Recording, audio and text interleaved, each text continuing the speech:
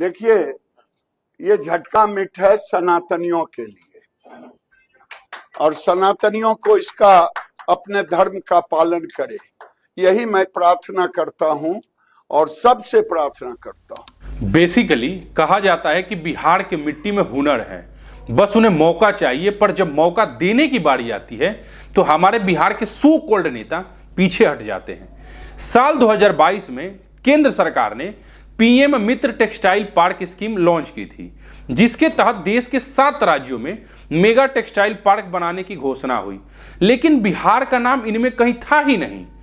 अब जरा सोचिए, गिरिराज सिंह टेक्सटाइल मिनिस्टर हैं, मतलब उनके पास सीधा अधिकार था कि वो बिहार के लिए एक टेक्सटाइल पार्क सुनिश्चित करें, लेकिन नतीजा क्या हुआ? बिहार फिर खाली हाथ रह गया।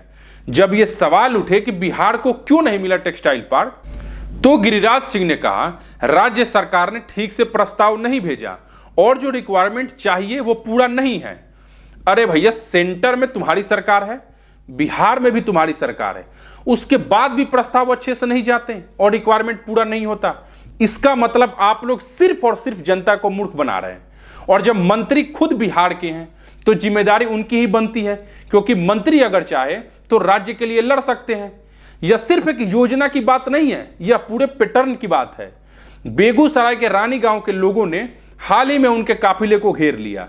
लोगों का कहना था कि हमारे सांसद गिरिराज सिंह ने जिस गांव गोविंदपुर को गोद लिया है, वहां एक हैंडपंप तक नहीं लगाया, वो कभी जाते भी नहीं है वहां पे। सोचिए, जो सांसद अपने गोद लिए गांव का हाल न पूछे, वो पूरे राज्य की बात कैसे करेगा? दिलचस्प की बात यह है कि बिहार की बातों पर भाषण देते दिखते हैं, पर जब वास्तव में बिहार को कुछ देने की बारी आती है तो वह चुप रह जाते हैं।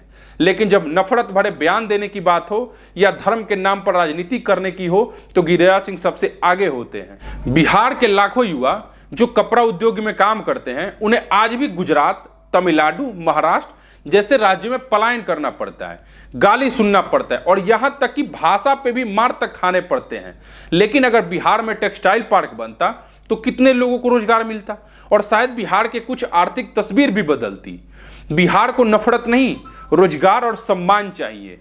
लेकिन जब नेता विकास की जगह धर्म की बात करें तो जनता को खुद फैसला करना होगा, कौन बिहार के लिए बोलेगा, कौन सिर्फ बिहार के नाम पर राजनीति करेगा। बहुत बहुत धन्यवाद, मिलते हैं अगली वीडियो में, और हाँ, सब्सक्राइब करके जाना।